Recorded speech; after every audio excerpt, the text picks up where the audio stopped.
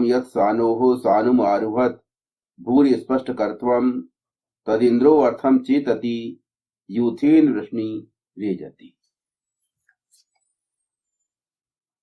जब एक पर्वत शिखर से दूसरे पर्वत शिखर पर चढ़ते हुए व्यक्ति ने अनेकों किए जाने योग्य कार्यों का स्पर्श किया, तब इंद्रियों को वश में करने वाला अर्थ जीवन मूल्यों के प्रति सचेत होता है, यूथ के साथ वृष्टिकारक प्रकंपित होता है। ये ऋग्वेद के पहले मंडल के 10वें सूक्त का दूसरा मंत्र है। इस मंत्र के ऋषि हैं भगवान मधुचंदा विश्वामित्र।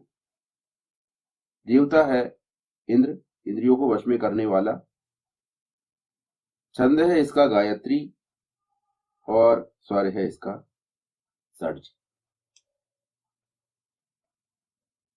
जब एक पर्वत शिखर से दूसरे पर्वत शिखर पर चढ़ते हुए व्यक्ति ने अनेकों किए जाने योग्य कार्यों का स्पर्श किया, यत् सानोः सानुम आरुहत भूरि स्पष्ट कर्त्वम। व्यक्ति अपने जीवन में एक पर्वत शिखर से ही दूसरे पर्वत शिखर पर चढ़ते हुए प्रगति करता है। प्रगति मानव जीवन में क्रमशः की जाती। एक पर्वत शिखर पर व्यक्ति चढ़ जाता है तो उसके बाद वो दूसरे पर्वत शिखर पर चढ़ने की आकांक्षा करता है, इच्छा करता है और फिर प्रयास करता है। तो प्रगति का मार्ग इसी प्रकार क्रमशः एक एक कार्यों को करते हुए ही कोई व्यक्ति सत्क्रतु बन पाता है। इकट्ठे कोई व्यक्ति अनेकों कार्य नहीं कर सकता। एक एक कार्य करके ही सैकड़ों कार्य करने वाला बन जाता है। पर जो लोग इकट्ठे कई कार्य करने के चक्कर में रहते हैं वे कोई कार्य नहीं कर पाते। तो सृष्टि की व्यवस्था में व्यक्ति के लिए प्रगति के लिए सैकड़ों कार्य करने के लिए एक व्यवस्था दी गई, एक सिस्टम बनाकर प्रदान किया गया है। व्यक्ति का उसको अपने जीवन में प्रयोग करना और सफलताओं को व्यक्ति को एक एक करके क्रमशः अर्जित करना। तो जीवन में प्राथमिकताएं तय करना कि मुझे कौन सा कार्य पहले करना है और कौन सा कार्य बाद में करना है। तो अपनी क्षमता को देखते हुए, अपनी योग्यता को देखते हुए और अपनी आवश्यकता को देखते हुए व्यक्ति को यह निश्चित करना पड़ता है कि आवश्यकता क्या है और मेरी क्षमता क्या है, मैं क्या कार्य कर सकता हूं। तो इन सब बातों का ध्यान रखते हुए ही व्यक्ति प्रगति करता है। कोई भी व्यक्ति अनियंत्रित ढंग से चलकर प्रगति नहीं कर सकता। वो अपना समय नष्ट कर सकता है, अपने समय, अपने संसाधन उनको बर्बाद कर सकता है। पर अगर उसे प्रगति करना है तो उसे व्यवस्था का पालन करना पड़ेगा। उसको बहुत सी चीजों को कार्य करने के पहले निश्चित करना पड़ेगा कि मैं पहले क्या सफलता अर्जित करूं, और एक सफलता को अर्जित करने के बाद, एक शिखर पर चढ़ने के बाद व्यक्ति को फिर अगले शिखर पर चढ़ने की योजना बनानी चाहिए।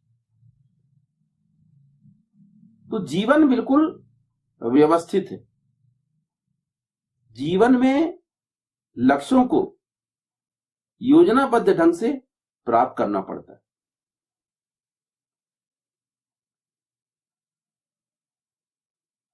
जो व्यक्ति योजनाबद्ध ढंग से चलता है, व्यवस्थित ढंग से चलता है, उसके जीवन में सफलताओं का काफी बड़ा आंकड़ा रहता है। काफी सारी सफलताएं वो व्यक्ति अर्जित करता है। पर जो अव्यवस्थित ढंग से कुछ भी करना चाहते हैं, जिनका लक्ष्य निश्चित नहीं होता, जिनका टारगेट निश्चित नहीं होता, वे लोग कहीं भी अपेक्षित सफलता अर्जित नहीं कर पाते और परेशान होते।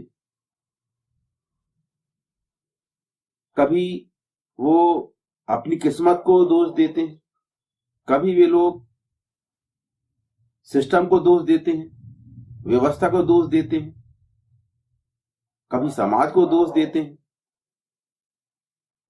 समाज को दोषी मानते हैं, कभी राष्ट्र को दोषी मानते हैं, कभी विश्व को दोषी मानते हैं।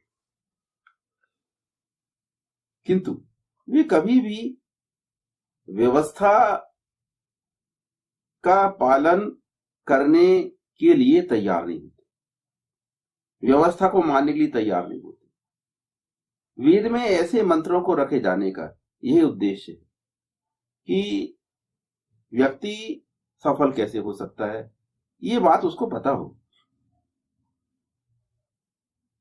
अब उसको सफलता अर्जित करना है कि नहीं करना है, ये वो निश्चित करेगा।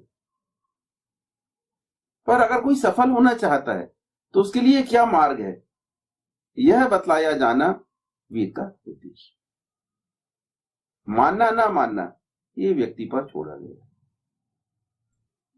एक सफलता को अर्जित करने के बाद ही व्यक्ति दूसरी सफलता के लिए योजना बनाए और प्रयास करे।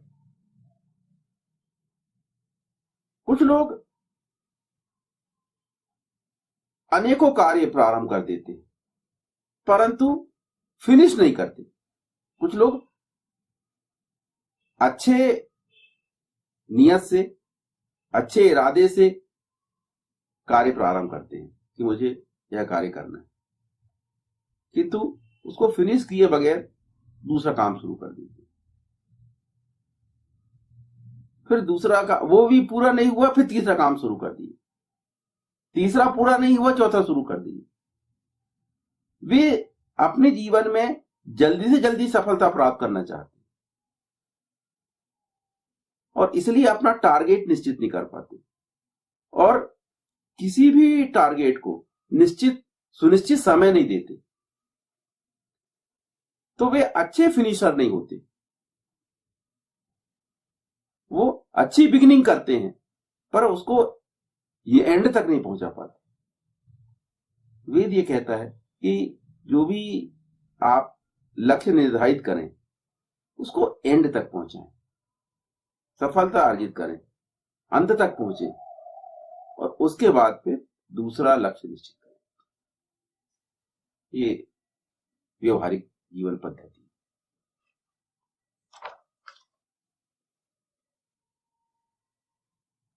अपने जीवन में अनेकों कर्मों को करने का यही व्यवहारिक तरीका है। व्यक्ति को धैर्यपूर्वक इस हेतु प्रयत्नशील रहना पड़ेगा, उसे सफलता अवश्य प्राप्त होगी। अगर व्यक्ति इस प्रकार से नियंत्रित ढंग से चलेगा तो ऐसा हो नहीं सकता कि वो अपने जीवन में सफल ना हो। अपनी आवश्यकताओं की पूर्ति के लिए हम जो भी मार्ग चुने, जो भी लक्ष्य निर्धारित करें, वह ऐसा होना चाहिए जिसको पूर्ण कर सकने के लिए हम सक्षम हैं। वो हमारे लिए संभव होना चाहिए, पॉसिबल होना चाहिए। असंभव लक्ष्य ना निर्धारित करें, क्योंकि इसमें क्या होगा, जब सफलता नहीं मिलती तो व्यक्ति को निराशा होती है। इसलिए अपने लक्ष्य ऐसे निश्चित करिए जो आपके लिए संभव हो, क्योंकि जब आप सफलतापूर्वक किसी लक्ष्य को प्राप्त करते हैं तो उससे व्यक्ति का आत्मविश्वास और ज्यादा अभिवृद्ध होता है, और ज्यादा आत्मविश्वास बढ़ता है। तो उससे नई ऊर्जा शरीर में पैदा होती है, व्यक्ति ज्यादा ऊर्जावान हो जाता है। और जब ज्यादा ऊर्जावान होता है तो कम समय में सफलता अर्जित करता है, ज्यादा शक्ति शौर्य से प्रयास करता है, क्योंकि सफलता व्यक्ति को प्रोत्साहित करती है। और इसी प्रकार असफलताएं व्यक्ति को हतोत्साहित करती है।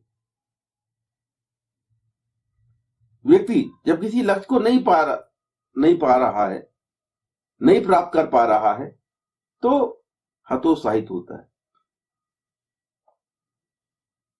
उसका आत्मबल गिर जाता है। और इस कारण अनेकों ऐसे कार्य जो उसकी क्षमता के अंतर्गत हैं, वह चाहे तो कर सकता है, उन कार्यों को भी नहीं कर पाता। जिसका आत्मबल क्षीण हो चुका है, वो अपनी क्षमता के अंतर्गत आने वाले कार्यों को भी सफलतापूर्वक नहीं कर पाते। ये है मानव स्वभाव। तो मानव को अपने स्वभाव के अनुसार, अपनी क्षमता के अनुसार ही लक्ष्यों को तय करना आवश्यक है।